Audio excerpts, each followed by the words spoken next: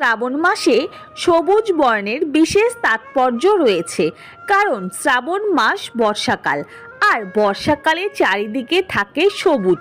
সবুজকে সুখ ও সমৃদ্ধির প্রতীক বলা হয়, কারণ সবুজ ছাড়া অনেক শুভ কাজ অনেক ধর্মীয় রীতিতে অসম্পূর্ণ হিসেবে বিবেচিত হয়।